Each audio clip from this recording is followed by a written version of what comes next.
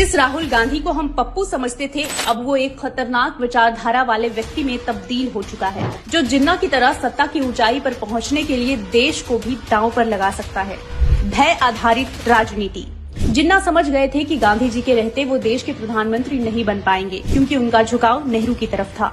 इसीलिए जिन्ना ने Hindu dominated India की पट्टी अपने पूरे समुदाय को पढ़ाई। जिन्ना ने तत्कालीन भारत के समुदाय विशेष को यकीन दिलाया कि वो हिंदुओं के संग शांति से रह ही नहीं सकते। उन्होंने यकीन दिलाया कि उनकी मुस्लिम लीग पार्टी ही उनकी मसीहा है और उनके हितों का ध्यान रखेगी। ऐसे डरा कर उन्होंने अपनी राजनीतिक बुनियाद को मजबूती दी और धर्म और मजहब के नाम पर बंटवारा हो गया। वो एक देश के मालिक तो बन गए, लेकिन पाकिस्तान का क्या हुआ आज सबके सामने है। राहुल गांधी भी उसी तरह से उसी प्रतिष्ठित कुर्सी का पीछा करने में आज बाहरी ताकतों को दावा दे रहे हैं दखल अंदाजी करने का। बांग्लादेश जैसे हालात यहाँ भी पैदा करने के लिए वो देश विरोधी ताकतों से मिल रहे हैं और लोगों को पट्टी पढ़ा रहे हैं। देश में लोकतंत्र मर गया है। युवा और किसानों को बहकाकर जिन्ना की तरह वो भी अपना राजनीतिक आधार मजबूत करने में लगे हैं। वो पीएमओ तक तो ऐसे पहुंच सकते हैं, लेकिन सोरोसवादी देश का क्या करेंगे वो नहीं सोचा। किसी भी मुद्दे को लेकर सेंसेशनलाइज करना बहुत आसान है मीडिया में अपनी छवि बनाए रखने के लिए, जिसे करने में वो चूकते नहीं। ब्रेन वॉशिंग की दुकान। जिन्ना ने उस समय के बंगाल के समुदाय विशेष को गुमराह कर पाकिस्तान की मांग करने के लिए भड़का दिया, लेकिन वास्तव में वो अनडिवाइडेड बंगाल की जमीन चाहते थे, सिर्फ इसीलिए क्योंकि कोलकाता उस समय एक वेल्दी बंदरगाह था और वहाँ के लोग समृद्ध थे। लेकिन जब उन्हें कोलकाता नहीं मिला तो उन्होंने बंटवारे में दिए ईस्ट पाकिस्तान के पैसों को भी वेस्ट पाक में ऐंठ लिया।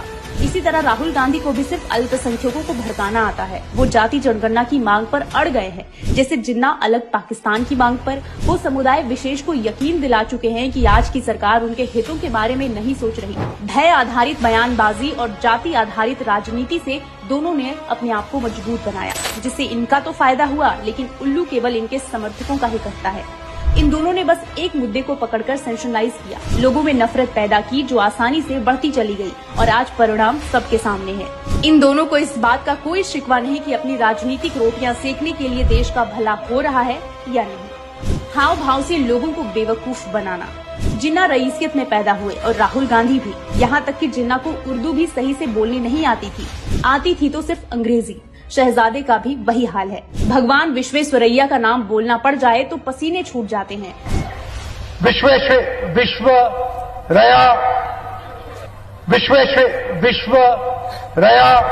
जिन्ना ने अपनी पूरी जिंदगी सूट बूट में बिताई, लेकिन अंत में शेरवानी पहननी शुरू कर दी, सिर्फ लोगों को भरोसा दिखाने के लिए कि वो भी उनके जैसे ही है। राहुल गांधी भी अलग नहीं है। जिन्होंने कभी गीता नहीं पढ़ी या महाभारत भी शायद ही देखी हो, वो चक्रव्यूह वगैरह की बात करके अपनी खुद की पोल खोलता रहता है। उसी तरीके से चुनाव के दौरान मंदिर जाना, खुद को दत्तात्रेय गोत्र का बताना, ये सब छलावा है, आम लोगों की तरह अपने आप को हिंदू दिखाने का। लेकिन असल में सब जानते हैं वो कितने हिंदू विरोधी हैं। विभाजनकारी सोच से सीधे सत्ता तक। जिन्ना ने टू नेशन थ्योरी की पैरवी जानबूझकर की, जबकि समझौता मुमकिन था। पहचान की राजनीति से उन्होंने डायरेक्ट एक्शन डे का आदेश देकर सांप्रदायिक दंगों की ऐसी विभाजनकारी आग लगाई कि हजारों हिंदुओं की जान चली गई। राहुल गांधी भी जानबूझकर ऐसी सांप्रदायिक रणनीति का सहारा ले रहे हैं। बहुसंख्यक सवर्ण और ब्राह्मण का हौवा बनाकर वो अल्पसंख्यकों में ऐसी भावना जगा चुके हैं कि आज भी एक पर्व की यात्रा बिना पथराव के नहीं निकलती।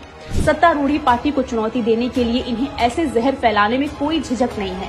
लोग बटे तो बटे, दंगे भड़के तो भले भड़के, इन्हें तो बस अल्पसंख्यक की छोटी से छोटी शिकायत पर ध्यान केंद्रित करके उसे मलाई चटानी है।